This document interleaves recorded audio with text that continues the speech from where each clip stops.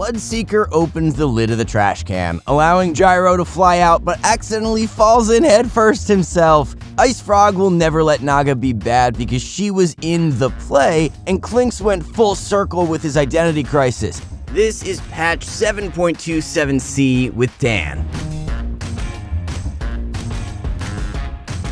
7.27c is in full swing, and the carry metagame got shaken, not just stirred. Usually B patches are minor tweaks, but this time around it's bigger than the numbered patch. Our carry analyst has got a lot to say, so let's get going. But first, the question of the day. If the Dota community was a hero, which hero would it be and why? I'm not going to answer this one because I know you guys will have some good answers and I don't want to steal your thunder. There are 5 tiers in our tier list, ranging from S, which is obviously overpowered, A for amazing, B for bread and butter, C tier is for highly situational picks that are struggling right now, and F tier for the failures. Some heroes get their placement from being well-rounded, others just fill their niche way too well and have been on the receiving end of buff after buff. We'll discuss every hero in S, A, and F tier. Gotta discuss those unfortunate bottom tier guys because I know every hero has its fans. For the other tiers, we'll discuss just big tier changes or interesting patch notes. The list is primarily made for high immortal pubs, but with consideration for players of all metals. Clinks received probably the biggest changes of the patch, tied maybe with Bloodseeker. One of these heroes is now OP from the changes, the other, we'll talk about that later. Clinks was less reworked and more deworked. He is now back to what he was years ago with the old kit of Strafe, Searing Arrows, Skeleton Walk, and Death Pact as the ultimate. As a Clinks player reading the patch notes, I bet you got bummed that the permanent damage mechanic was gone, but if we dive into the results so far and think objectively, it becomes clear Clinks as a carry got massively buffed. Strafe is 6 seconds of 200 attack speed and 100% evasion against ranged opponents. Before this, Strafe was baked into Skeleton Walk and provided 4 seconds of 160 attack speed. 1200 attack speed over the duration versus 640. Searing Arrows are back to their original values of 30 scaling to 60, which is what makes this hero a nightmare to lane against. The cheap Orb Walk makes last hitting and zoning a breeze. Skeleton Walk makes Clinks more of a race car than he already was, and Death Pact is providing a oh-so-casual 154 damage and 1100 HP from eating a Centaur Conqueror. Or if you don't want to rely on stopping by a camp, you can get Helm of the Dominator and eat that creep for 1500 HP and 210 damage. Yeah, you lost the teamfight aspect of the ultimate, but it's not even gone. Instead, it's his Agnum's upgrade now, which is a late game option if you need to be a teamfight monster as well. Clinks shreds single targets and buildings while also outranging them.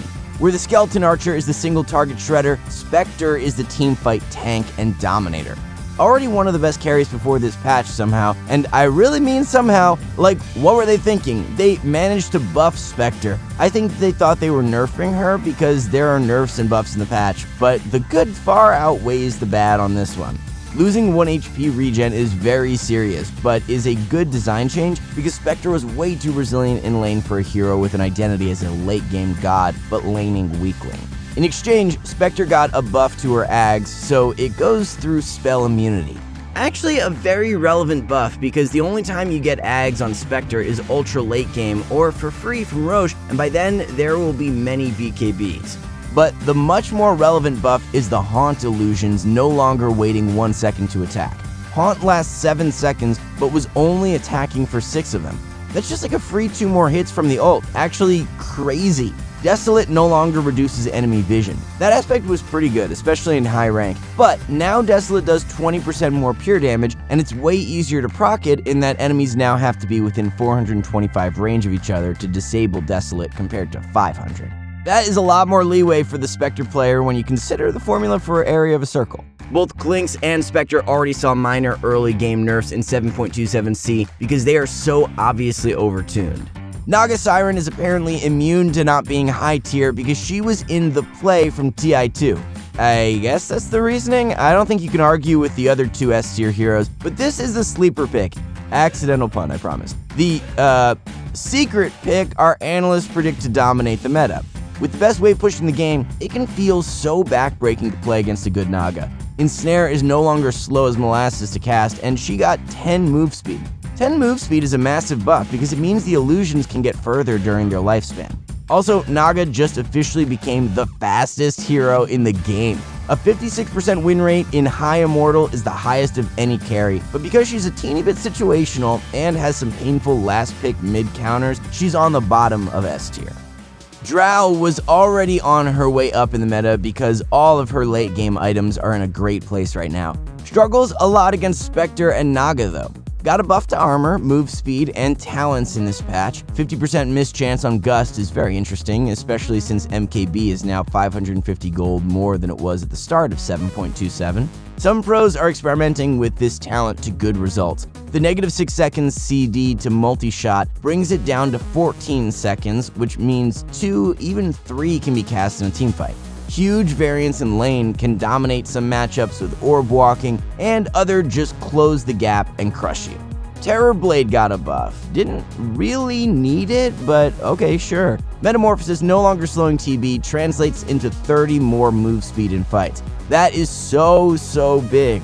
Meta always lasted the whole team fight anyway. 7.27 also made you get more armor from agility. TB may as well have Guardian Angel on at all times at this point. Arc Warden might be a surprise for some of you. The only caveat here is that you must practice with this hero. It's more suited for mid lane, but carry is good too because just like Quap before this patch, Arc has been on the receiving end of way too many buffs to count. The clone is so oppressive. At least they buffed the bounty on it so it feels worth it to kill the damn thing, but it also makes it even sadder when it expires right before you get the last hit. Midas, which Arc Warden is the best user of, got 100 gold cheaper and gives more bonus XP. Also a hero with 100% evasion, and we're seeing less MKB already. This hero can play so safe while still doing the most damage in the game by far, easily deserving of A tier. Wraith King got a minor nerf, but hey, he was the most winning hero in the game. Our pros are wondering if support Wraith King could possibly make a comeback with the changes to Vampiric Aura. Although it sucks to lose the damage to this skill, the patch gave you more damage before you have this leveled. Maybe you don't level this because it's so bad at level 1. 404 or 044 skill build? A short while ago in high MMR, you only saw the Radiance Wraith King, but with these changes, we're seeing a fair share of Echo Saber pure right-click WK. Juggernaut, one of the faces, or masks, of Dota, is back to being higher after quite some time with middling results. Now that he gets 40 attack speed in the ultimate, just combined with Mask of Madness for a one-press kill button starting as early as like minute 10. His magical talents are so buffed now that one could almost think about going Magic Jug in rank. But no, not yet, it'll take some more than that. Ricky continues to prove the just by a century LOL crowd wrong by doing well even in the highest MMR bracket. An absolute god tier low rank pick, sure, but has a high win rate with an average pick rate in Immortal as well. 2 built-in blinks is insane and synergizes with a lot of supports to turn what really should be a weak laner on paper into a beast. Anti-Mage did receive a minor nerf, but because of being an auto win against certain drafts and still having a massive pick rate, we think it still deserves A tier. How can Morphling ever be bad if he can just turn into a good hero? A fun hero that really allows for maximum skill expression, Morphling is doing just fine with most of his items being good right now, and the Spirit Vessel nerf helping out too. Some new faces that we haven't seen in a while. PA got 3 damage, which is insane for a hero with a 4.5x crit. Her early game is still bad, but the patch usually allows time to farm up Battle Fury, Deso, BKB, and hit critical mass. Sven pulled himself out of trash tier by becoming one of the fastest heroes in the game by just hitting Warcry.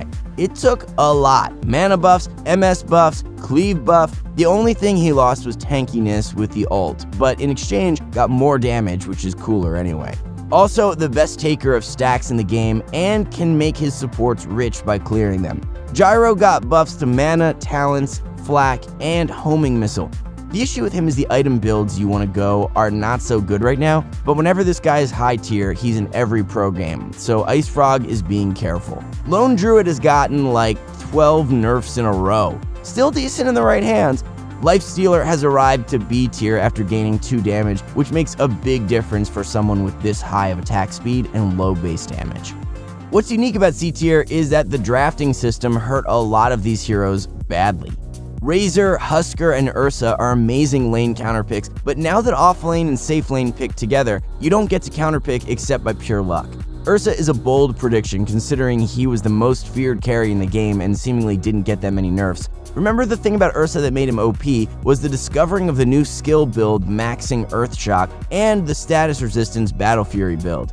Earthshock got massive nerfs, so will players respond by maxing Overpower now? You can, but it's not that good. You can return Earthshock to much of its former glory with the 20 talent, but it replaced the perfectly viable Enrage duration talent, and you're not going to give up the Fury Swipes damage talent for the Earthshock talent, are you? Lycan's items have been gutted, and he's been nerfed 5 patches in a row. Razor got a big rework, but it resulted in lowered win rate, probably because he farms slower now. What are they doing with CK? I don't think they even know anymore. This is another rework that someone made him even worse. 30% random crit is way worse in lane and only better very late game. If you remember old CK, he had a 12% chance to 3x crit. We did the math, and the current crit is the exact same DPS as that old one, but gives less lifesteal than it did back then. The old changes are not good or bad. Maybe if he kept the extra magic res on the ult, but nope, farms horribly, which is obviously a bad thing to be saying of carry. Monkey King got hurt very badly by 7.27, which made it so Echo Saber doesn't slow on his ult or Ags anymore. Then here came the hero patch, which gave him the buffs to make up for it, right? Right? Wrong. Somehow wrong. 3 armor is amazing, but losing damage and stack time on Jingu is terrible, even more so than 3 armor. Oh, and still got nothing to make up for Echo Saber. Bloodseeker went from low MMR Pub Stomper to the trash can.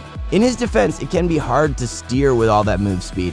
The HP drain from Blood Rage is so painful. The extra attack speed is nice, but way worse in the lane. It can't be overstated how much worse it is. The extra damage was what allowed you to dominate in CSing. New Thirst does not heal enough. Do you max Blood right now? Maybe, but then why did we pick this hero? It's not even a particularly strong late game hero either, so being bad in lane 2 put the nail in the coffin for Bloodseeker. The only positive thing I was hearing at Bloodseeker is, oh, Blood Rage can really buff your mid laner. Well, you know it already did that, right? Except usually better because the HP drain is usually worse than the self-damage amp, but it's way worse for buffing right clickers, since the bonus attack speed is halved on the other heroes, whereas before there was no penalty to the raw damage bonus.